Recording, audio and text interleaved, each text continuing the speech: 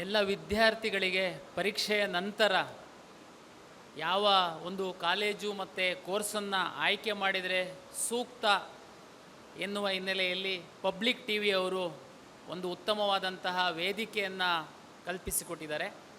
ಈ ಒಂದು ಸಂದರ್ಭದಲ್ಲಿ ಕೌನ್ಸಿಲಿಂಗ್ ಕುರಿತಾಗಿ ಅಂದರೆ PUC ನಮ್ಮ CET ಪರೀಕ್ಷೆಯ ನಂತರ ಏನು ಎನ್ನುವ ಬಗ್ಗೆ ತಮ್ಮೊಂದಿಗೆ ಮಾಹಿತಿಯನ್ನು ಹಂಚಿಕೊಳ್ಳಲಿಕ್ಕೆ ನನಗೆ ಸಹ ಅವಕಾಶ ಕೊಟ್ಟಿದ್ದಕ್ಕೆ ಪಬ್ಲಿಕ್ ಟಿ ವಿಯ ಎಲ್ಲ ಸಿಬ್ಬಂದಿ ವರ್ಗದವರಿಗೆ, ಆಡಳಿತ ಮಂಡಳಿಯವರಿಗೆ, ಕರ್ನಾಟಕ ಪರೀಕ್ಷಾ ಪ್ರಾಧಿಕಾರದಿಂದ ನಾನು ಅಭಿನಂದನೆಗಳನ್ನು ಸಲ್ಲಿಸ್ತೀನಿ. ಇಲ್ಲಿ ಕಡಿಮೆ ಮಕ್ಕಳಿರ್ಬೋದು, ಬಟ್ ಆದರೆ ಡಿಜಿಟಲ್ ಮೀಡಿಯಾದ ಮೂಲಕ ಸಾಕಷ್ಟು ವಿದ್ಯಾರ್ಥಿಗಳಿಗೆ ಇದು ತಲುಪುವ ಹಿನ್ನೆಲೆಯಲ್ಲಿ ಕರ್ನಾಟಕ ಪರೀಕ್ಷಾ ಪ್ರಾಧಿಕಾರ ಪರೀಕ್ಷೆಯ ನಂತರ ವಿದ್ಯಾರ್ಥಿಗಳ ಒಂದು ಹಿತದೃಷ್ಟಿಯಿಂದ ಯಾವ ರೀತಿ ಕೌನ್ಸಿಲಿಂಗನ್ನು ನಾವು ಅಳವಡಿಸ್ಕೊಳ್ತೀವಿ ಎನ್ನುವಂಥದ್ದನ್ನು ಸಂಕ್ಷಿಪ್ತವಾಗಿ ನಾನು ಹೇಳ್ತೀನಿ. ಜೊತೆಗೆ ಇಲ್ಲಿರುವಂತಹ ವಿದ್ಯಾರ್ಥಿಗಳಿಗೆ ಏನಾದರೂ ಡೌಟ್ ಇದ್ದರೆ ತಾವು ಕೇಳ್ಬೋದು. ಅದೇ ಡೌಟ್ಗಳು ರಾಜ್ಯದ ಬೇರೆ ಬೇರೆ ವಿದ್ಯಾರ್ಥಿಗಳಿಗಿರೋದ್ರಿಂದ ಅವರಿಗೆ ಸಹ ಅನುಕೂಲ ಆಗುತ್ತೆ. ತಮಗೆಲ್ಲ ಗೊತ್ತಿರುವಂತೆ ಈಗಾಗಲೇ 2 ದಿನ PCMB ಪರೀಕ್ಷೆಯನ್ನು ತಾವು ಬರೆದಿದ್ದೀರಾ. ಪರೀಕ್ಷೆ ತುಂಬ ಕಷ್ಟ ಇರಲಿಲ್ಲ ಅನ್ನುವಂಥದ್ದು ವಿದ್ಯಾರ್ಥಿ ಸಮೂಹದ ಅಭಿಪ್ರಾಯ. ನಾವು ಪರೀಕ್ಷೆ ಪಾರದರ್ಶಕವಾಗಿರಬೇಕು ಅನ್ನುವ ಹಿನ್ನೆಲೆಯಲ್ಲಿ ಈಗಾಗಲೇ ತಾವು ಪರೀಕ್ಷೆ ಬರೆದಂತಹ ಎಲ್ಲ OMR ಶೀಟ್ಗಳನ್ನು ಸಹ ಸ್ಕ್ಯಾನ್ ಮಾಡಿ ನಾವು ನಮ್ಮ ವೆಬ್ಸೈಟಲ್ಲಿ ಪರೀಕ್ಷಾ ಕೇಂದ್ರದ ವಾರು ನಾವು ಅಪ್ಲೋಡ್ ಮಾಡ್ತಾಯಿದ್ದೀವಿ. ತಾವು ತಮ್ಮ ಪೋಷಕರು ತಮ್ಮ ಮಗು ಯಾವ ಪರೀಕ್ಷಾ ಕೇಂದ್ರದಲ್ಲಿ ಬರೆದಿದೆ ಅನ್ನುವಂಥದ್ದನ್ನು ನೋಡಿ ತಮ್ಮ ಮಗುವಿನ 4 ಸಬ್ಜೆಕ್ಟ್ OMR ಶೀಟ್ಗಳನ್ನು ಸಹ ತಾವು ನೋಡ್ಬೋದು.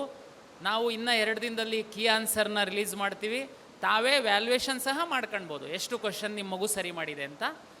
ಇನ್ನು ನಮ್ಮ ರಿಸಲ್ಟ್ ಯಾವಾಗ ಅಂತಂದರೆ ತಮಗೆಲ್ಲ ಗೊತ್ತಿರುವಂತೆ ಕರ್ನಾಟಕ ರಾಜ್ಯದಲ್ಲಿ PUCಯ 50% ಮತ್ತು CETಯ 50% ಫಲಿತಾಂಶವನ್ನು ಪರಿಗಣಿಸಿ CET ರ್ಯಾಂಕನ್ನು ನಾವು ಕೊಡುವಂಥದ್ದು.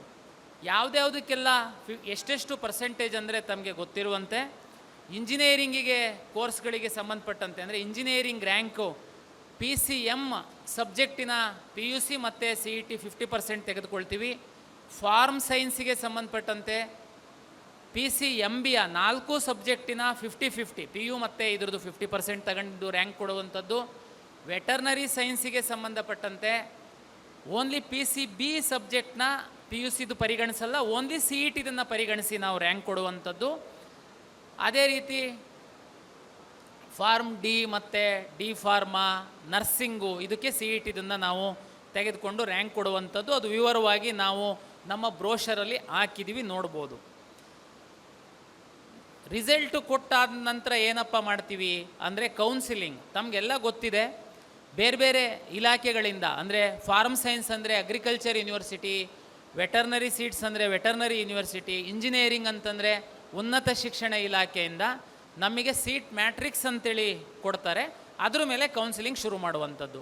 ಅದಕ್ಕಿಂತ ಮೊದಲು ಈ ವಿದ್ಯಾರ್ಥಿಗಳಿಗೆ ಒಂದು ನಾನು ಮಾಹಿತಿ ಹೇಳುವಂಥದ್ದು ಅಂದರೆ ನೀವು ಅರ್ಜಿಯನ್ನು ಸಲ್ಲಿಸುವಂತಹ ಸಂದರ್ಭದಲ್ಲಿ ತಾವು ತಮ್ಮ ಎಲ್ಲ ವಿವರವನ್ನು ಕೊಟ್ಟಿದ್ದೀರಾ.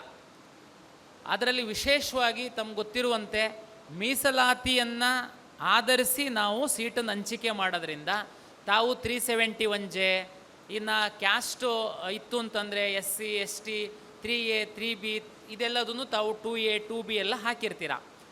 ಕೆಲವರೇನಾದರೂ ಹಾಕಿಲ್ಲ, ಮುಗ್ದೋಯ್ತ ಟೈಮು ಅಂತಂದರೆ ಕೆಲವು ನಮ್ಮ ರಾಜ್ಯದಲ್ಲಿ ರಿಲೀಜಿಯಸ್ ಮೈನಾರಿಟಿ ಇನ್ಸ್ಟಿಟ್ಯೂಷನ್ಸ್ ಇದೆ, ಲಿಂಗ್ವಿಸ್ಟಿಕ್ ಮೈನಾರಿಟಿ ಇನ್ಸ್ಟಿಟ್ಯೂಷನ್ಸ್ ಇದೆ ಮೆಡಿಕಲ್ಲಿಗೆ ಸಂಬಂಧಪಟ್ಟಂತೆ. ಅಲ್ಲಿ ಆ ಒಂದು ರಿಲೀಜಿಯಸ್ ಮತ್ತು ಲಿಂಗ್ವಿಸ್ಟಿಕ್ ಅರ್ಹತೆ ಇರುವಂತಹ ವಿದ್ಯಾರ್ಥಿಗಳಿಗೆ ಅಲ್ಲಿ ಒಂದಷ್ಟು ರಿಯಾಯಿತಿ ಇರುತ್ತೆ, ಅಂದರೆ ಸೀಟ್ಗಳ ಸಂಖ್ಯೆ ಇರುತ್ತೆ. ಅದನ್ನು ಸಹ ತಾವು ಕ್ಲೈಮ್ ಮಾಡಬೇಕಾಗುತ್ತೆ. ಅರ್ಜಿ ಹಾಕುವಂಥ ಸಂದರ್ಭದಲ್ಲಿ ತಾವು ಅಷ್ಟೊಂದು ಗಂಭೀರವಾಗಿ ಪರಿಗಣಿಸ್ತೇ ಇರ್ಬೋದು. ನನಗೆ ಈಗಲೂ ವಿದ್ಯಾರ್ಥಿಗಳು, ಸರ್ ಅರ್ಜಿ ಹಾಕುವಾಗ ನಂದು 2A ಇದೆ ಸರ್, ನಾನು ಹಾಕೋದು ಮರ್ತೋಗ್ಬಿಟ್ಟಿತ್ತು, ತಹಶೀಲ್ದಾರ್ ಸರ್ಟಿಫಿಕೇಟ್ ಕೊಟ್ಟಿರಲಿಲ್ಲ, ನಾನು 371J ಇತ್ತು ಸರ್, ನಾನು ಸರ್ಟಿಫಿಕೇಟ್ ಹಾಕೋದು ಮರ್ತೋಗ್ಬಿಟ್ಟಿತ್ತು. ಅಂತಹ ವಿದ್ಯಾರ್ಥಿಗಳಿಗೋಸ್ಕರ, ಆಮೇಲೆ ಯಾರಾದರೂ ಸ್ಪೋರ್ಟ್ಸು ನೀವು ಆಡಿರ್ತೀರಾ, ರಾಷ್ಟ್ರನ ಪ್ರತಿನಿಧಿಸಿರ್ತೀರ, ಎಕ್ಸಾಮ್ ಟೈಮಲ್ಲಿ ನೀವು ಮರ್ತೋಗಿರ್ಬೋದು.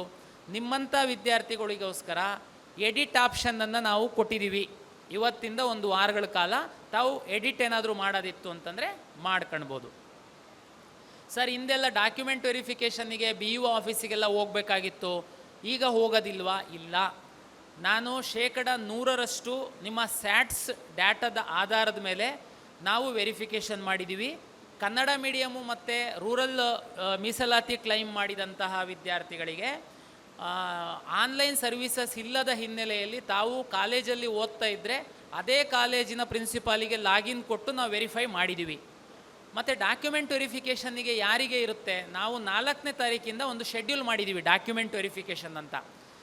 ಯಾರೆಲ್ಲ ವಿಶೇಷ ಕೆಟಗರಿ ಒಳಗಡೆ ತಾವು ಕೆಲವರು ಸೀಟನ್ನು ಕೇಳಿದ್ದೀರಾ, ಉದಾಹರಣೆಗೆ NCC, sports, scouts and guides, ಇಂತಹ ಒಂದು ವಿಶೇಷ ಕೆಟಗರಿ ವಿದ್ಯಾರ್ಥಿಗಳೇನಿದ್ದೀರಾ, ಆಮೇಲೆ ಕರ್ನಾಟಕ ರಾಜ್ಯದ ಪೋಷಕರು ಬೇರೆ ರಾಜ್ಯದಲ್ಲಿ ಹೋಗಿ ಸೆಟ್ಲಾಗಿರ್ತಾರೆ ಉದ್ಯೋಗಕ್ಕೋಸ್ಕರ, ಅವ್ರ ಮಕ್ಕಳನ್ನ ನಾವು ಕನ್ನಡಿಗರಂತ ಟ್ರೀಟ್ ಮಾಡ್ತೀವಿ, ಅವ್ರಗಳ್ದು ಡಾಕ್ಯುಮೆಂಟು ನಾವು ವೆರಿಫಿಕೇಷನ್ ಮಾಡಬೇಕಾಗುತ್ತೆ. ಅಂಥವರಿಗೆ ದಿನಾಂಕ 4ನೇ ತಾರೀಕಿಂದ ನಾವು ಒಂದು ಶೆಡ್ಯೂಲ್ ಮಾಡಿದ್ದೀವಿ. ಅವ್ರು ಮಾತ್ರ ಬರಬೇಕು. ಉಳಿದಂತೆ ಕರ್ನಾಟಕ ರಾಜ್ಯದಲ್ಲಿ 7 ವರ್ಷ ಓದಿದ್ದಾರೆ, SSLC ಅಥವಾ PUC ಬೋರ್ಡ್ ಎಕ್ಸಾಮ್ ಕರ್ನಾಟಕದಲ್ಲಿ ಬರೆದಿದ್ದಾರೆ, ಅವರಿಗೆ ಎಲ್ಲರಿಗೆ ನಾವು ಆನ್ಲೈನಲ್ಲೇ ಡಾಕ್ಯುಮೆಂಟ್ ವೆರಿಫಿಕೇಷನ್ ಮಾಡಿದ್ದೀವಿ. ಅವರು ಏನು ಬರುವಂಥ ಅಗತ್ಯ ಇಲ್ಲ. ಈ 7 ವರ್ಷ ಓದಿದ್ದಾರೆ, ಆದರೆ ಯಾವುದಾದ್ರೂ ಒಂದು ಬೋರ್ಡ್ ಎಕ್ಸಾಮ್ ಬರೆದಿದ್ದಾರೆ, ಆದರೆ ವಿಶೇಷ ಕೆಟಗರಿನಲ್ಲಿ scouts and guides, NCC, defence, ex military ಯಾವುದಾದ್ರೂ ರಿಸರ್ವೇಷನ್ ಕ್ಲೈಮ್ ಮಾಡಿದರೆ ನೀವು ಮಾತ್ರ 4ನೇ ತಾರೀಕಿಂದ ಒಂದು ವಾರ ಟೈಮ್ ಕೊಟ್ಟಿದ್ದೀವಿ, ತಾವು ಬಂದು ನಿಮ್ಮ ದಾಖಲೆನ ಸಲ್ಲಿಸಬೇಕಾಗುತ್ತೆ. ಸ್ಪೋರ್ಟ್ಸ್ ಅಂತಂದರೆ ನಾವು ಸ್ಪೋರ್ಟ್ಸ್ ಇಲಾಖೆಯವ್ರು ಬಂದು ನಿಮಗೆ ವೆರಿಫಿಕೇಷನ್ ಮಾಡ್ತಾರೆ. ಎಕ್ಸ್ ಮಿಲ್ಟ್ರಿ ಅಥವಾ ಸರ್ವೀಸಲ್ಲಿರುವಂತಹ ಮಿಲ್ಟ್ರಿ ಅವರು ಅಂತಂದರೆ ನಿಮ್ಮ ಪ್ರಮಾಣ ಪತ್ರಗಳನ್ನು ಸಂಬಂಧಪಟ್ಟಂತಹ ಇಲಾಖೆಯವರು ಪರಿಶೀಲನೆ ಮಾಡ್ತಾರೆ. ಇಷ್ಟು ಆದರೆ ನೀವು ನಮ್ಮ ರಿಸಲ್ಟ್ ಬರೋದ್ರೊಳಗಡೆ ಇಷ್ಟು ಪ್ರಕ್ರಿಯೆನ ಈ ವರ್ಗದವರು ಮುಗಿಸ್ಕೊಂಡ್ರೆ ನೀವು ಕೌನ್ಸಿಲಿಂಗಿಗೆ ರೆಡಿ ಅಂತ. ನಾವು ರಿಸಲ್ಟ್ ಬಿಡ್ತಿದ್ದಂಗೆ, ನಾವು ಸೀಟ್ ಮ್ಯಾಟ್ರಿಕ್ಸ್ ಹಾಕ್ತಿದ್ದಂಗೆ ನೀವು ಕೌನ್ಸಿಲಿಂಗಿಗೆ ರೆಡಿ ಇರ್ತೀರ. ಕೌನ್ಸಿಲಿಂಗ್ ತಮಗೆಲ್ಲ ಗೊತ್ತಿರುವಂತೆ ತಾವೀಗೇನು ಲಾಗಿನ್ ಪಾಸ್ವರ್ಡ್ ಇದೆ ಅದರಲ್ಲೇ ಲಾಗಿನ್ ಪಾಸ್ವರ್ಡ್ ಆಗುವಂಥದ್ದು OTP ಬರುತ್ತೆ.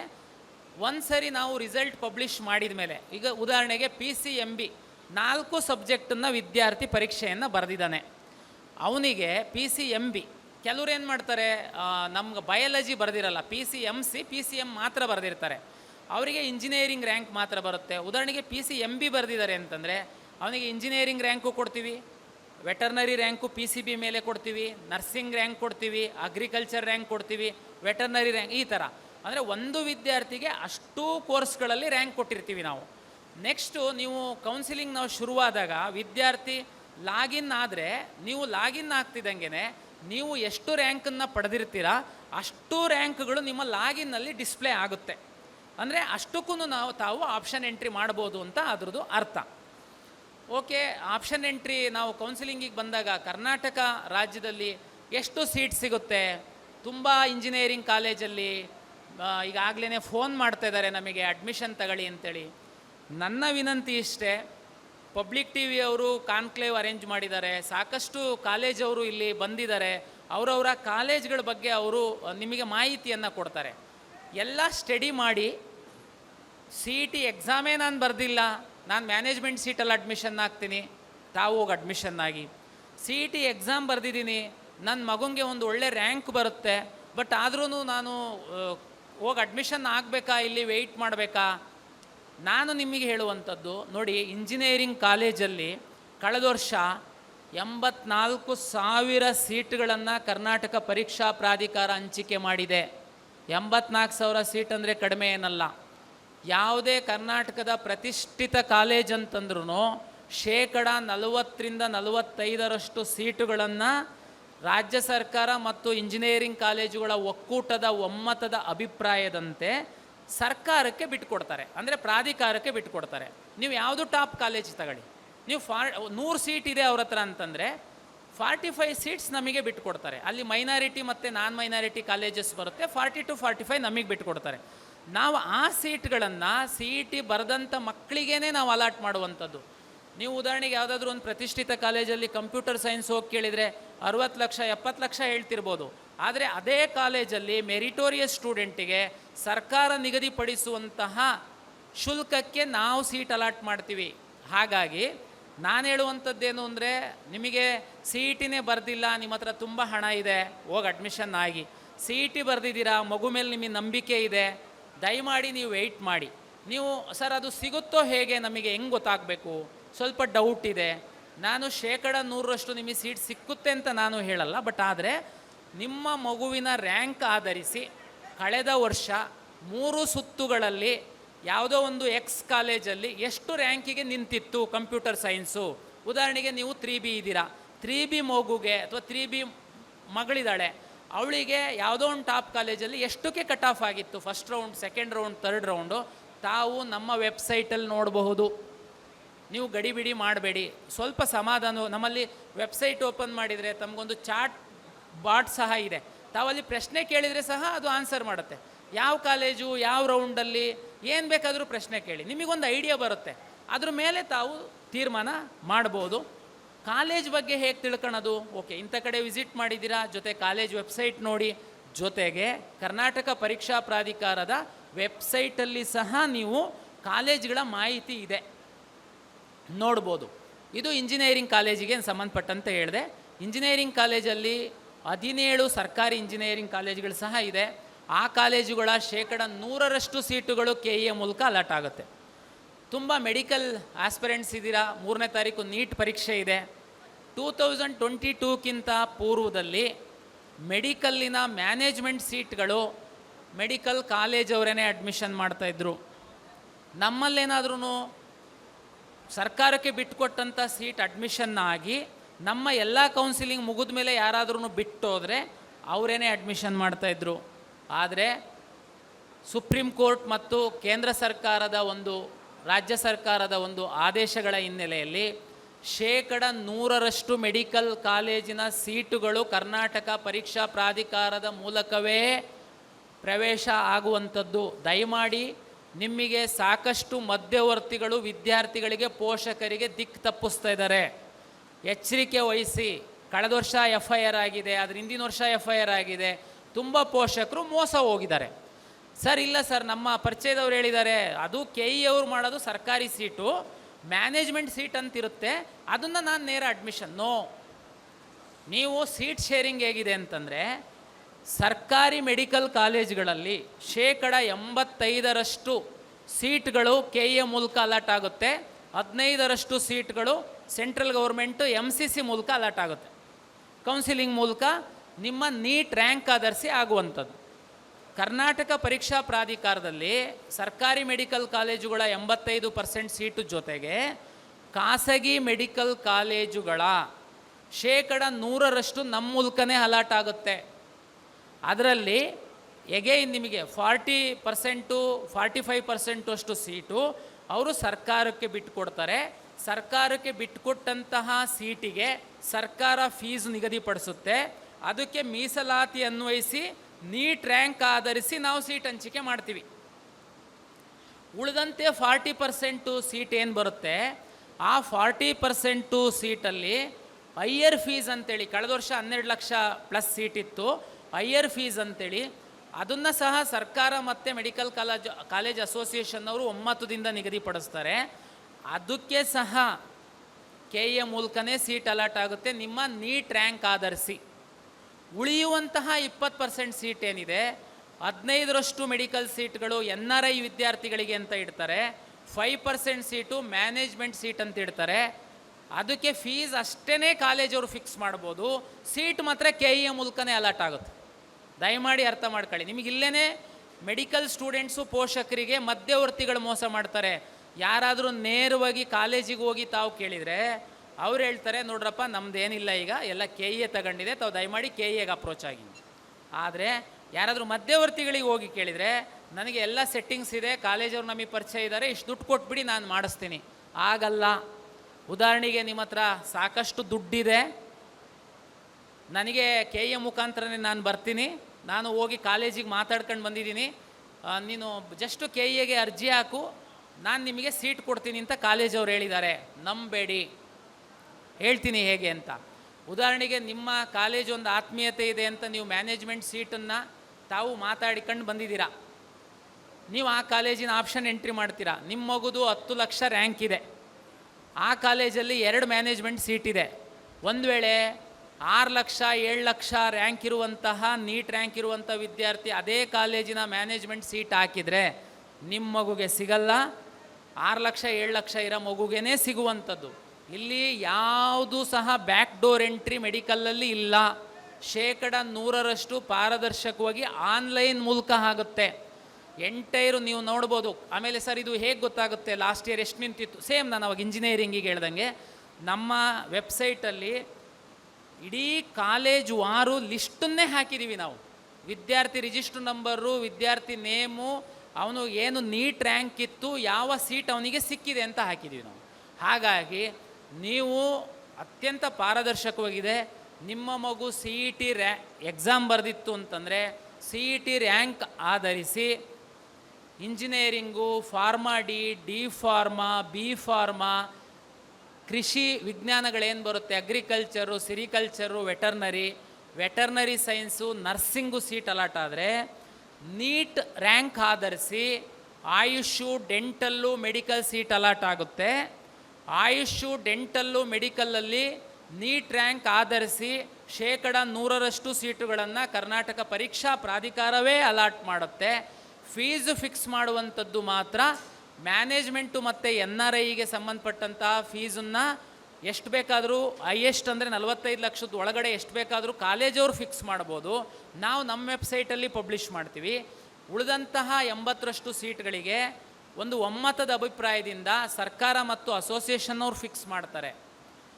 ದುಡ್ಡನ್ನು ಸಹ ನಾವು ಅಲಾಟ್ ಮಾಡುವಂತಹ ಸೀಟುಗಳಿಗೆ ಶುಲ್ಕವನ್ನು ನಾವೇ ಕಟ್ಟಿಸ್ಕೊಳ್ತೀವಿ, KE ಅವರೇ ಕಟ್ಟಿಸ್ಕೊಳ್ತೀವಿ. ನಂತರ ನಾವು ಕಾಲೇಜಿಗೆ ಟ್ರಾನ್ಸ್ಫರ್ ಮಾಡ್ತೀವಿ. ಸರ್ MCCನಲ್ಲೂ ಮೆಡಿಕಲ್ ಕೌನ್ಸಿಲಿಂಗ್ ಆಗ್ತಿರುತ್ತೆ, KEನಲ್ಲೂ ಆಗ್ತಿರುತ್ತೆ. ನಾವು ಅಲ್ಲಿ ಹೋಗ್ಬೇಕಾ ಇಲ್ಲಿ ಹೋಗ್ಬೇಕಾ? ಇಲ್ಲಿ ದುಡ್ಡು ಕಟ್ಟಿದರೆ ನೀವು ವಾಪಸ್ ಕೊಡ್ತೀರಾ? ದಯಮಾಡಿ ಎಲ್ಲ ವಿದ್ಯಾರ್ಥಿಗಳು ಮೆಡಿಕಲ್ ಆಸ್ಪಿರೆಂಟ್ಸ್ ಏನಿದ್ದೀರಾ ಅಲ್ಲೂ ಭಾಗವಹಿಸಿ, ಇಲ್ಲೂ ಭಾಗವಹಿಸಿ. ಕರ್ನಾಟಕ ರಾಜ್ಯದ 15% ಸರ್ಕಾರಿ ಮೆಡಿಕಲ್ ಕಾಲೇಜಿನ ಸೀಟ್ಗಳು MCC ಅವರು ಅಲಾಟ್ ಮಾಡ್ತಾರೆ ಮೆರಿಟ್ ಮೇಲೆ. ನೀವು ಅಲ್ಲೂ ಭಾಗವಹಿಸಿ. ಅವ್ರದ್ದು ರಿಸಲ್ಟ್ ಬಂದ ನಂತರನೇ KE ಅವರು ರಿಸಲ್ಟ್ ಬಿಡುವಂಥದ್ದು. ಒಂದು ವೇಳೆ ಅಲ್ಲಿ ಸಿಕ್ಕಿತ್ತು ಅಂತಂದರೆ ತಾವು ಹೋಗ್ಬೋದು. ಸರ್ ಅಲ್ಲಿ ಸಿಕ್ಕಿದೆ, ಅದಕ್ಕಿಂತ ಒಳ್ಳೆ ಕಾಲೇಜು ಕರ್ನಾಟಕದಲ್ಲಿ ಸಿಕ್ಬೋದಾ ಅಂತ ನಾನು ವೆಯ್ಟ್ ಮಾಡ್ತೀನಿ ನಿಮ್ಮ ರಿಸಲ್ಟ್ ಬರೋ ತನಕ. No problem. ಅವ್ರದ್ದು ರಿಸಲ್ಟ್ ಬಂದಾದ ಮೇಲೆ ನಾನು ನನ್ನ ರಿಸಲ್ಟ್ ಕೊಡ್ತೀನಿ, ಎಕ್ಸಿಟ್ ಆಗೋರಿಗೆ ಅವಕಾಶ ಕೊಡ್ತೀನಿ, ನಂತರ ನಾನು ರಿಸಲ್ಟ್ ಕೊಡ್ತೀನಿ. ನಾವು ಕಳೆದ ವರ್ಷವೂ ಅಷ್ಟೇ ಕನ್ನಡದ ವಿದ್ಯಾರ್ಥಿಗಳಿಗೆ ಅನುಕೂಲ ಆಗುವಂತೆ, ಅಂದರೆ ಎರಡೂ ಕಡೆ ನಮ್ಮವರಿಗೆ ಅವಕಾಶ ಸಿಗುವಂತೆ ಎಷ್ಟೆಲ್ಲ ಅನುಕೂಲ ಮಾಡಬೇಕು ಅಷ್ಟೆಲ್ಲ ಮಾಡಿದ್ದೀವಿ.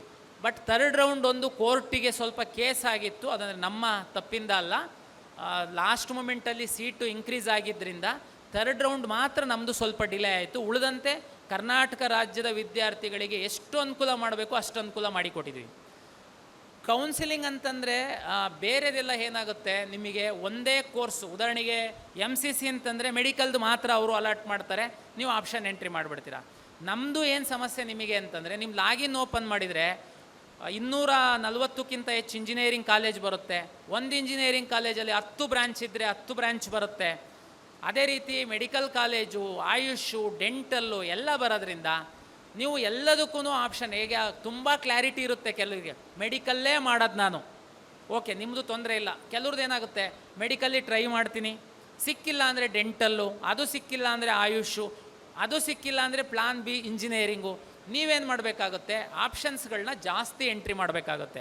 ಸರ್ ಎಷ್ಟು ಬೇಕಾದರೂ ಮಾಡ್ಬೋದಾ? ಎಷ್ಟು ಬೇಕಾದ್ರೂ ಮಾಡ್ಬೋದು ಆಪ್ಷನ್ಸು.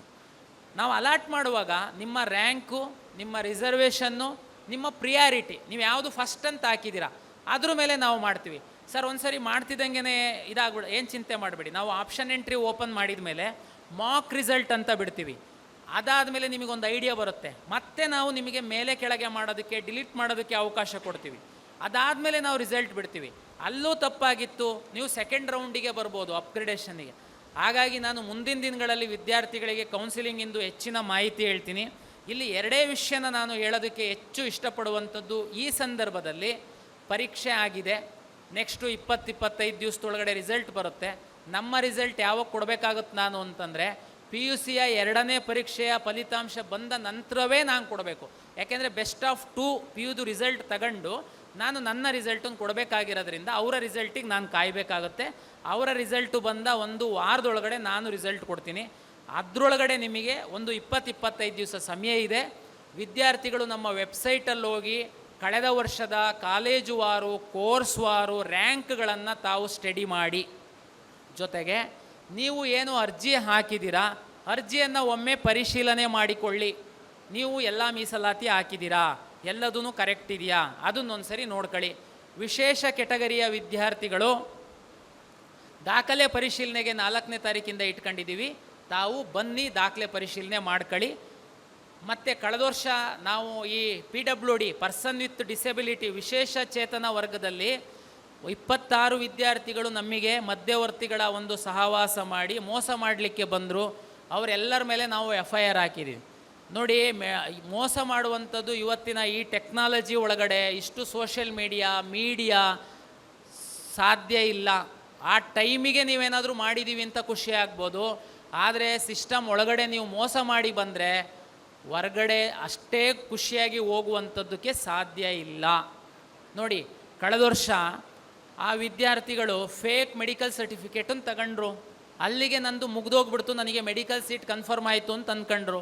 ಆದರೆ ನಾವು KA ಪ್ರತ್ಯೇಕವಾಗಿ ಮೆಡಿಕಲ್ ಚೆಕಪ್ ಮಾಡಿಸ್ತೀವಿ ಕಾನ್ಸ್ಟಿಟ್ಯೂಟ್ ಮಾಡಿ. ಅದಕ್ಕೆ ಇಲ್ಲಿ ನಮ್ಮಲ್ಲಿ ಆಯುಕ್ತಾಲಯ ಇದೆ ವಿಶೇಷ ಚೇತನರಿಗೆ. ಅಲ್ಲಿ ಒಬ್ಬರು ಕಂಪ್ಲೇಂಟ್ ಕೊಡ್ತಾರೆ, ಏನಂತ ಅಂದರೆ ಡಾಕ್ಟ್ರು ಸರ್ಟಿಫೈ ಮಾಡಿದ ಮೇಲೆ ನನ್ನ ಮಗನ ಮತ್ತೆ KE ಅವರು ಹರ್ಯಾಸ್ಮೆಂಟ್ ಮಾಡ್ತಾಯಿದ್ದಾರೆ ವಿಶೇಷ ಚೇತನರಿಗೆ. ನಾವು ಅದಕ್ಕೆ ಕೇರ್ ಮಾಡಿಲ್ಲ. ನಮ್ಮ ನಿಯಮದಲ್ಲಿ ಭಾಳ ಸ್ಪಷ್ಟವಾಗಿತ್ತು. ನಾವು ಮೆಡಿಕಲ್ ಮಾಡಿಸಿದ್ದಕ್ಕೆ 26 ಮೆಡಿಕಲ್ ಸೀಟನ್ನು ನಾನು ಸೇವ್ ಮಾಡಿದ್ದೀನಿ. ಇಲ್ಲಾಂದರೆ ಫೇಕ್ ವಿಶೇಷ ಚೇತನರು 26 ಸೀಟ್ಗಳನ್ನು ತಗೊಳ್ತಿದ್ರು. ಹಾಗಾಗಿ ಈ ಅನ್ಯ ಮಾರ್ಗದಲ್ಲಿ ಹೋಗೋದಕ್ಕೆ ಪ್ರಯತ್ನ ಪಡಬೇಡಿ. ಆಮೇಲೆ ಮೆಡಿಕಲ್ಗೆ ಸಂಬಂಧಪಟ್ಟಂತೆ ತುಂಬ ಪೇರೆಂಟ್ಸು ಮಕ್ಕಳಿಗೆ ಒಟ್ಟು ನಾನು ಮೆಡಿಕಲ್ ಮಾಡಿಸ್ಬೇಕು, ಎಷ್ಟಾದರೂ ದುಡ್ಡು ಖರ್ಚಾಗಲಿ, ಜಮೀನು ಮಾರಲಿ, ಆ ಥರ ಇಲ್ಲ. ಈಗ ನಿಮ್ಮ ಹತ್ರ ಎಷ್ಟು ದುಡ್ಡಿರ್ಬೋದು, ಎಷ್ಟು ಸಾಲ ಮಾಡಲಿಕ್ಕೆ ರೆಡಿ ಇರ್ಬೋದು, ಅಂತಿದ್ದಂಗೆ ಇವತ್ತು ಮೆಡಿಕಲ್ ಮಾಡ್ಸೋಕ್ಕಾಗಲ್ಲ. ನಿಮ್ಮ ನೀಟ್ ರ್ಯಾಂಕ್ ಸಹ ಬೇಕು. ದಯಮಾಡಿ ಪೇರೆಂಟ್ಸು ಹಠಕ್ಕೆ ಬಿದ್ದು ಮೆಡಿಕಲ್ ಮಾಡಿಸ್ಲೇಬೇಕು ಅಂತ ನೀಟ್ ರ್ಯಾಂಕ್ ಇಲ್ಲ ಅಂತಂದ್ರೂ ಅನ್ಯ ಮಾರ್ಗದಲ್ಲಿ ಹೋಗುವಂಥ ಪ್ರಯತ್ನ ಮಾಡಬೇಡಿ. ನೀವು ಸಕ್ಸೀಡ್ ಆಗೋದಕ್ಕೆ ಆಗಲ್ಲ. ಯಾಕೆ ಅಂತಂದರೆ ನೀಟ್ ರ್ಯಾಂಕು ಮೆಡಿಕಲ್ ಸೀಟ್ ಅಲಾಟ್ಮೆಂಟಿಗೆ ಅಷ್ಟೇ ಮುಖ್ಯವಾಗಿರುತ್ತೆ. ಹಾಗಾಗಿ ಎಲ್ಲ ವಿದ್ಯಾರ್ಥಿಗಳು ಮತ್ತು ಪೋಷಕರಿಗೆ ನಾನು ಹೇಳುವಂಥದ್ದು, ಕರ್ನಾಟಕ ಪರೀಕ್ಷಾ ಪ್ರಾಧಿಕಾರ ಅಧಿಕೃತವಾಗಿ ಟೈಮ್ ಟು ಟೈಮ್ ಕೌನ್ಸಿಲಿಂಗ್ ಬಗ್ಗೆ ನಮ್ಮ ವೆಬ್ಸೈಟಲ್ಲಿ ಮಾಹಿತಿಯನ್ನು ಪ್ರಚಾರ ಮಾಡ್ತೀವಿ. ದಯಮಾಡಿ ಅದನ್ನು ಸ್ವಲ್ಪ ಓದೋ ಅಭ್ಯಾಸ ಮಾಡ್ಕೊಳ್ಳಿ. ಕಳೆದ ವರ್ಷದ ಮತ್ತು ಅದಕ್ಕಿಂತ ಹಿಂದಿನ ವರ್ಷದ ಕಾಲೇಜು ವಾರು ಕಟ್ ಆಫ್ ಇದೆ, ದಯಮಾಡಿ ಸ್ಟಡಿ ಮಾಡಿ. ಕರ್ನಾಟಕ ಪರೀಕ್ಷಾ ಪ್ರಾಧಿಕಾರ ಟೈಮ್ ಟು ಟೈಮ್ ಕೌನ್ಸಿಲಿಂಗಿಗೆ ಸಂಬಂಧಪಟ್ಟಂತೆ ನಾವು ನಮ್ಮ ವಿಕಾಸನ ಯೂಟ್ಯೂಬ್ ಚಾನಲಲ್ಲಿ ಮಾಹಿತಿಯನ್ನು ಹಂಚ್ಕೊಳ್ತೀವಿ. ದಯಮಾಡಿ ಅದನ್ನು ನೋಡಿ. ಸಾಕಷ್ಟು ವಿದ್ಯಾರ್ಥಿಗಳು, ಸಾಕಷ್ಟು ರಾಜ್ಯದಲ್ಲಿ ಮೆಂಟರ್ಸ್ ಇದ್ದಾರೆ, ಅವರು ತಮಗೆ ಮೆಂಟಿಂಗ್ ಮಾಡ್ತಾರೆ. ತಾವು ಅವ್ರದ್ದು ವಿಡಿಯೋಗಳನ್ನು ಕೇಳಿ ಮಾಹಿತಿ ತಗೊಳ್ಳಿ. ಆದರೆ ಅನ್ಯ ಮಾರ್ಗಗಳಿಂದ ನಿಮಗೆ ಸೀಟ್ ಕೊಡಿಸ್ತೀವಿ ಅಂತ ಮಾಡುವಂತಹ ಮೆಂಟರ್ ನಿಮಗೇನಾದರೂ ಸಿಕ್ಕಿದರೆ ದಯಮಾಡಿ ನಮ್ಮ ಗಮನಕ್ಕೆ ತನ್ನಿ. ಇಲ್ಲ ಅಂತಂದರೆ ಪೊಲೀಸ್ ಕಂಪ್ಲೇಂಟ್ ಕೊಡಿ. ಯಾರು ನ್ಯಾಯಯುತವಾಗಿ ನಿಮಗೆ ಮೆಂಟಿಂಗ್ ಮಾಡ್ತಾರೆ, ಗೈಡ್ ಮಾಡ್ತಾರೆ ಕೌನ್ಸಿಲಿಂಗ್ ಬಗ್ಗೆ, ಖಂಡಿತ ಕೇಳಿ, ನಂದು ಆಕ್ಷೇಪ ಇಲ್ಲ. ಬಟ್ ಆದರೆ ನನಗೆ ಕಾಂಟ್ಯಾಕ್ಟ್ ಇದೆ, ಪರಿಚಯ ಇದೆ, KE ಅಫಿಷಿಯಲ್ಸ್ ಪರಿಚಯ ಇದ್ದಾರೆ, ನಂಬಕ್ಕೆ ಹೋಗಬೇಡಿ. ನಮಗೆ ಎಲ್ಲರೂ ಪರಿಚಯನೇ. ಆದರೆ ನಾವು ಅಡ್ಡದಾರಿನಲ್ಲಿ ಯಾರಿಗೆ ಹೆಲ್ಪ್ ಮಾಡಲ್ಲ. ಪಾರದರ್ಶಕವಾಗಿ ನಾವು 100% ತಂತ್ರಾಂಶವನ್ನು ಅಳವಡಿಸ್ಕೊಂಡಿದ್ದೀವಿ. ನಿಮಗೆ ಯಾವುದು ಸಂದರ್ಭದಲ್ಲಿ, ನಾನು ಲಾಸ್ಟ್ ಇಯರ್ ಸಹ ಅಷ್ಟೇ, ಈ ಪೇರೆಂಟ್ಸಿಗೆ ಕೆಲವೊಮ್ಮೆ ಈ ಕೌನ್ಸಿಲಿಂಗ್ ಪ್ರೋಸೆಸ್ಸು ಸ್ವಲ್ಪ ಅರ್ಥ ಆಗಲ್ಲ. ಅವಾಗೇನಾಗುತ್ತೆ, ಅವರು ಆಪ್ಷನ್ ಎಂಟ್ರಿನೇ ಮಾಡಿರ್ತಾ ಇರಲಿಲ್ಲ, ಅವರು ತುಂಬ ಬಂದು ಗಲಾಟೆ ಮಾಡ್ತಾಯಿದ್ರು ನಮ್ಮ ಹತ್ರ. ಅವಾಗ ಅವರಿಗೆ ನಾವೇನು ಬೇಜಾರಿಲ್ಲ, ಪಾಪ ಅವರಿಗೆ ಗೊತ್ತಿರಲ್ಲ. ನಾವು ಕೂರಿಸಿ ಆ ಮಗು ಆಪ್ಷನ್ ಎಂಟ್ರಿ ಮಾಡಿರೋದೆಲ್ಲ ತೆಗೆದು ತೋರಿಸಿದ್ರೆ ಅವರಿಗೆ ರಿಯಲೈಸ್ ಆಗುತ್ತೆ, ಓ ನಮ್ಮದೇ ತಪ್ಪಾಗಿದೆ ಅಂತ. ಅದಕ್ಕೇ ಕೌನ್ಸಿಲಿಂಗ್ ಸಂದರ್ಭದಲ್ಲಿ ನಾನು ಸಾಕಷ್ಟು ವಿಡಿಯೋಗಳನ್ನು ನಾನು ಮಾಡಿ ನಿಮಗೆ ಕಳಿಸ್ಕೊಡ್ತೀನಿ.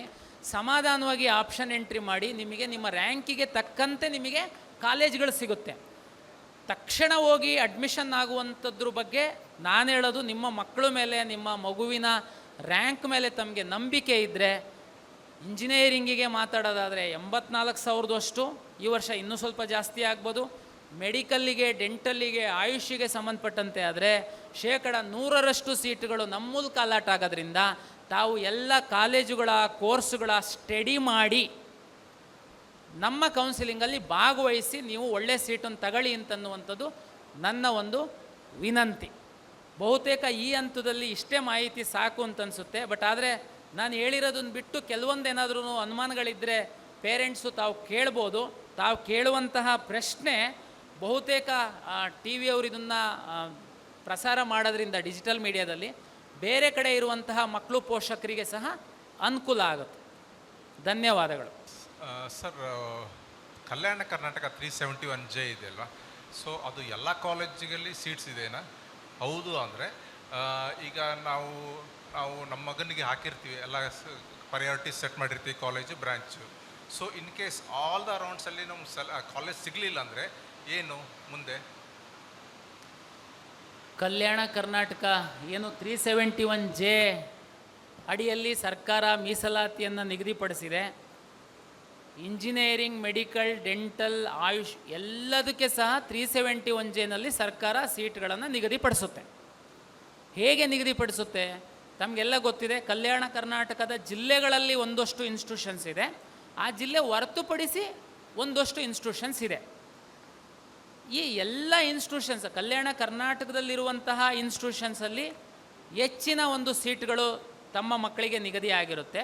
ಕಲ್ಯಾಣ ಕರ್ನಾಟಕ ಹೊರತುಪಡಿಸಿ ಕಾಲೇಜುಗಳಲ್ಲಿ ಸೀಮಿತವಾದಂತಹ ಪರ್ಸೆಂಟು ಸೀಟ್ಗಳು ನಿಗದಿಯಾಗಿರುತ್ತೆ. ಆಯಾ ವರ್ಷ ಯಾವ್ಯಾವ ಬ್ರ್ಯಾಂಚಲ್ಲಿ ಎಷ್ಟೆಷ್ಟು ಸೀಟ್ ಇರುತ್ತೆ ಅನ್ನೋದ್ರ ಮೇಲೆ ಇಂಜಿನಿಯರಿಂಗ್ ಆದರೆ ಹೈಯರ್ ಎಜುಕೇಷನ್ನು, ಮೆಡಿಕಲ್ಲು ಆದರೆ ಮೆಡಿಕಲ್ ಡಿಪಾರ್ಟ್ಮೆಂಟು, ಆಯುಷಿಗೆ ಸಂಬಂಧಪಟ್ಟಂತೆ ಆಯುಷ್ ಇಲಾಖೆಯವರು ಸೀಟನ್ನು ನಿಗದಿಪಡಿಸ್ತಾರೆ. ನಾವು ಒಂದು ಸರಿ ಸೀಟ್ ಮ್ಯಾಟ್ರಿಕ್ಸ್ ಅಂತ ಪಬ್ಲಿಷ್ ಮಾಡ್ತೀವಿ. ಉದಾಹರಣೆ ಕಾಲೇಜ್ ವಾರು, ಬ್ರಾಂಚ್ ವಾರು. ಮೆಡಿಕಲ್ ಕಾಲೇಜ್ ಆದರೆ ಮೆಡಿಕಲ್ ಕಾಲೇಜ್ ವಾರು ಎಷ್ಟು ಸೀಟ್ಗಳಿದೆ, ಅದರಲ್ಲಿ ಸರ್ಕಾರಿ ಕೋಟಾದ್ದು ಸೀಟ್ ಏನು 40% ಸೀಟ್ ಇರುತ್ತೆ. ಆ 40% ಸೀಟ್, ಉದಾಹರಣೆಗೆ ಬೆಂಗಳೂರಲ್ಲೊಂದು ಮೆಡಿಕಲ್ ಕಾಲೇಜ್ ಇದೆ ಅಂತಂದರೆ ಅಲ್ಲಿ 2A, 2B, 3A, 3B, Kannada medium, rural ಇದೆಲ್ಲ ಕೊಡೋದ್ರ ಜೊತೆಗೆ 371J ಇರುವಂತಹ ವಿದ್ಯಾರ್ಥಿಗಳಿಗೆ ಅವರಲ್ಲಿ ಯಾರು ಆರಿಜೆಂಟಲ್ ಮತ್ತು ವರ್ಟಿಕಲ್ಲು ಸೀಟನ್ನು ನಿಗದಿ ಆಗುತ್ತೆ. ಅದು ಕಾಲೇಜ್ ವಾರು, ಬ್ರಾಂಚ್ ವಾರು ವೇರಿಯೇಷನ್ ಆಗುತ್ತೆ. ತಾವು ಅದನ್ನು ಸೀಟ್ ಮ್ಯಾಟ್ರಿಕ್ಸ್ ಬಿಟ್ಟಾಗ ನೋಡ್ಬೋದು. ಜೊತೆಗೆ ಕಳೆದ ವರ್ಷದ್ದು ಸೀಟ್ ಮ್ಯಾಟ್ರಿಕ್ಸು ನಮ್ಮ ವೆಬ್ಸೈಟಲ್ಲಿದೆ.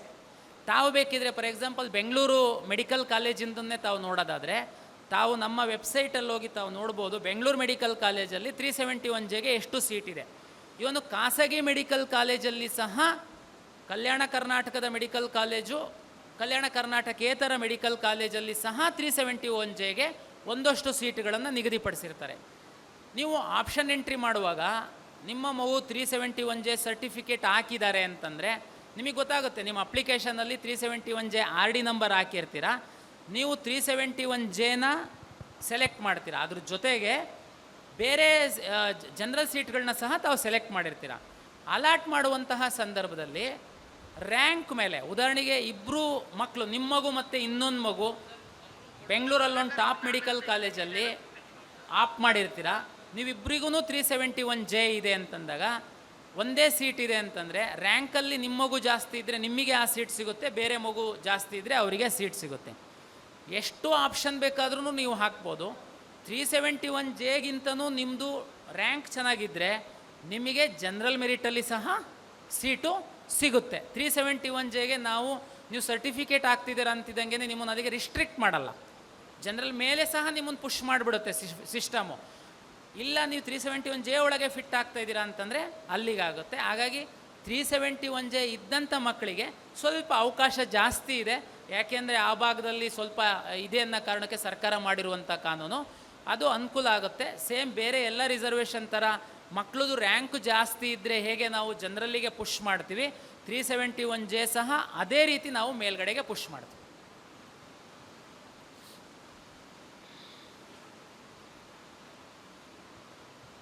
ಸರ್ ನಮಸ್ತೆ, ನನ್ನ ಹೆಸರು ಜೋಶಿ ಅಂತ. ಈಗ NCC ಕೋಟಾ ಅಪ್ಲೈ ಮಾಡಬೇಕಾದ್ರೆ ನೀವು NCC ಕೋಟಾಗೆ ರಿಸರ್ವೇಷನ್ ಅಲಾಟ್ ಮಾಡಿದ್ದೀರಾ. ಸೊ ಅದಕ್ಕೆ ಯಾರು ಡಿಸೈಡ್ ಮಾಡ್ತಾರೆ ಈ ಬ್ರ್ಯಾಂಚು ಈ ಕಾಲೇಜಲ್ಲಿ ಅವೈಲೇಬಲ್ ಇದೆ ಈ ಕೋಟಾಗೆ ಅಂತ? ಪ್ರಾಧಿಕಾರ ಮಾಡುತ್ತಾ ಅಥವಾ ಇನ್ಸ್ಟಿಟ್ಯೂಷನ್ಸ್ ಮಾಡುತ್ತಾ?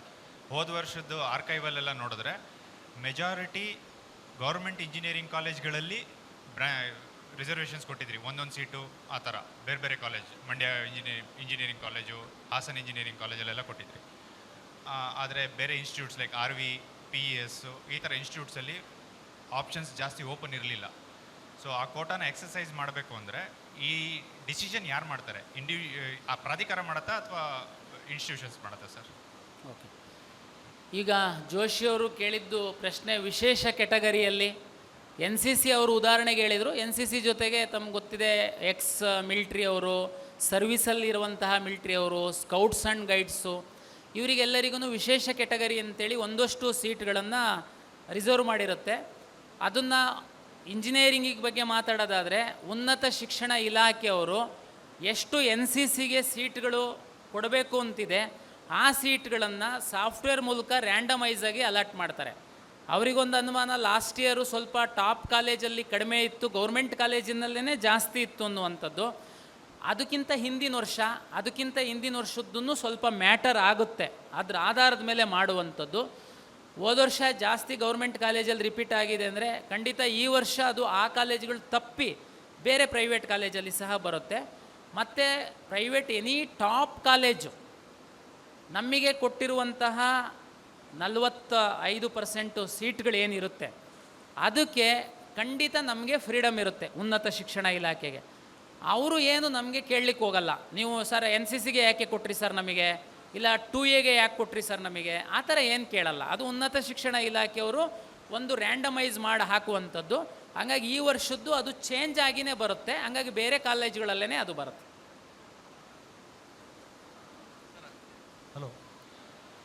ಹಲೋ, ನನ್ನ ಹೆಸರು ಸೇಕೋಡ ಪಾಟ್ಲ ಅಂತೇಳಿ. ಈ ಅಗ್ರಿಕಲ್ಚರ್ ಕೋಟ ಸಂಬಂಧಪಟ್ಟಂಗೆ 10ನೇ ತಾರೀಕಿಗೆ ಅವಕಾಶ ಕೊಟ್ಟರು ಸರ.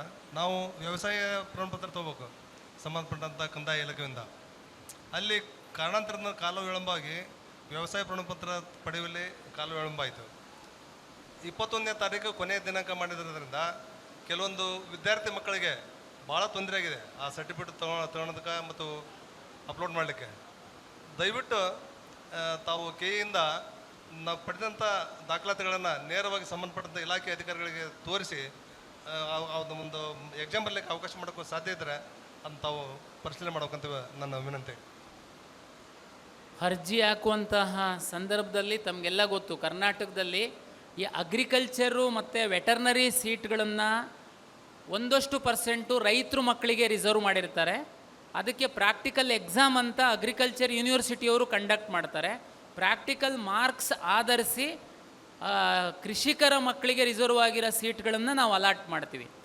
ಯಾರು ಕೃಷಿಕರಿದ್ದಾರೆ ಅಂತನ್ನುವಂಥದ್ದನ್ನು ಅರ್ಜಿ ಸಲ್ಲಿಸುವಂತಹ ಸಂದರ್ಭದಲ್ಲಿ ಆ ವಿದ್ಯಾರ್ಥಿಗಳು ಕ್ಲೈಮ್ ಮಾಡಿರಬೇಕಾಗಿತ್ತು. ನಂತರ ಅಗ್ರಿಕಲ್ಚರ್ ಯೂನಿವರ್ಸಿಟಿಯವರು ದಾಖಲೆಗಳನ್ನ ಅಪ್ಲೋಡ್ ಮಾಡಿ ಅಂತ ಹೇಳಿದರು.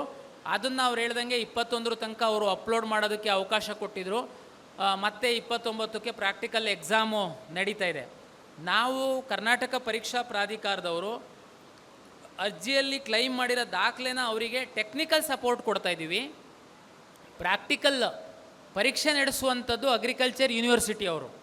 ತಾವು ಹೇಳ್ದಂಗೆ ಒಂದಷ್ಟು ಮಕ್ಕಳಿಗೆ ಡಾಕ್ಯುಮೆಂಟ್ ಅಪ್ಲೋಡ್ ಮಾಡೋದಕ್ಕೆ ಆಗಿಲ್ಲ, ಇನ್ನೊಂದಷ್ಟು ಮಕ್ಕಳು ಅರ್ಜಿ ಹಾಕುವಂಥ ಸಂದರ್ಭದಲ್ಲಿ ಅಗ್ರಿಕಲ್ಚರ್ ಫಾರ್ಮರ್, ನಾನು ಕೃಷಿಕನ ಮಗ ಅನ್ನುವಂಥದ್ದೇ ಕ್ಲೈಮ್ ಮಾಡಿಲ್ಲ.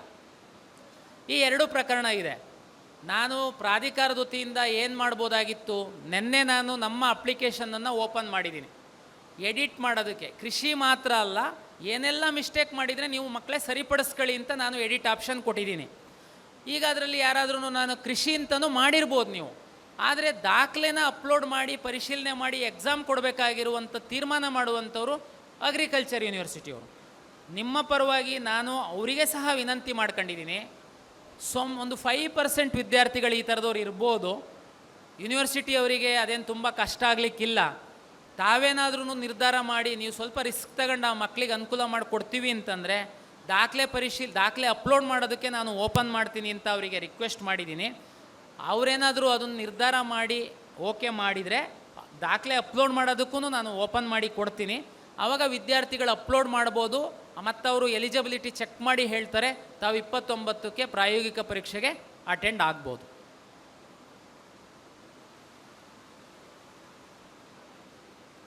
ಹಲೋ ಸರ್, ನಮಸ್ತೆ. ನನ್ನ ಹೆಸರು ಪ್ರದೀಪ್.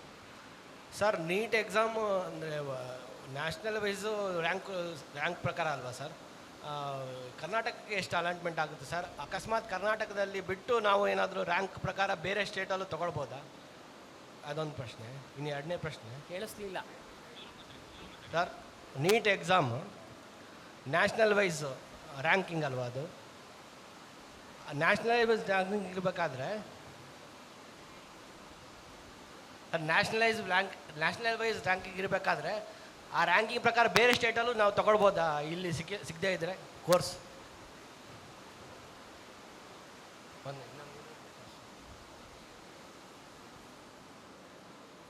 ನ್ಯಾಷನಲ್ ಟೆಸ್ಟಿಂಗ್ ಏಜೆನ್ಸಿ ಅವರು ನೀಟ್ ಪರೀಕ್ಷೆಯನ್ನು ಕಂಡಕ್ಟ್ ಮಾಡ್ತಾರೆ.